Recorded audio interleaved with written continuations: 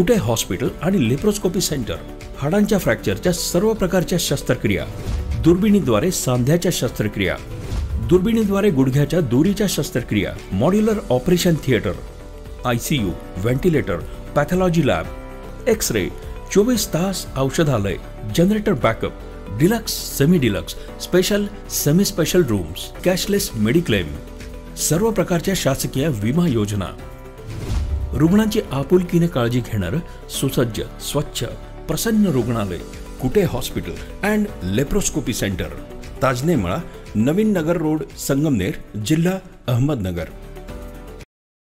श्रद्धा आणि सबुरी, सबका मालिक एक हा साईबाबांचा मंत्र घेऊन बीड जिल्ह्याच्या अंबेजोगाईपासून शिर्डी पायी पालखीचं 22 जानेवारीला प्रस्थान झालं।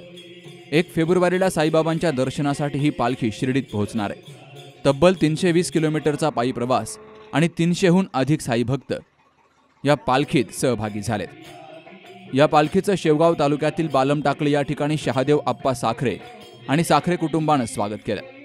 साईबाबांच्या आरतीहून रामेश्वर महाराज देशमुख यांनी भजन गायन केलं, तर त्यांना ढोलकीची साथ पत्रकार जयप्रकाश बागडे यांनी दिली।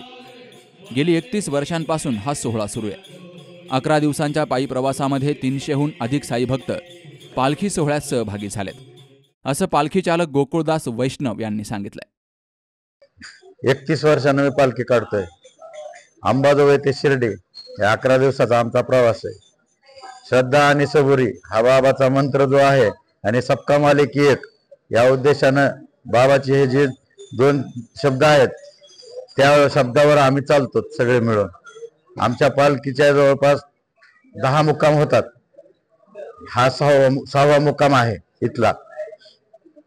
आणि आमच्या पालखीचा उद्देश म्हणजे की बाबाची भक्ती करणं, भक्ती मार्गाला राहणं आणि बाबाच्या सानिध्यात सगळेजण विलीन एका जागी येऊन सगळेजण भजन कीर्तन वगैरे करून जी भावना आहे सगळ्यांची, श्रद्धेची भावना आहे, त्या श्रद्धेच्या भावनेनं आम्ही जातो। 31वं वर्ष आहे। 31 वर 10 दिवसाचा मुक्काम आहे।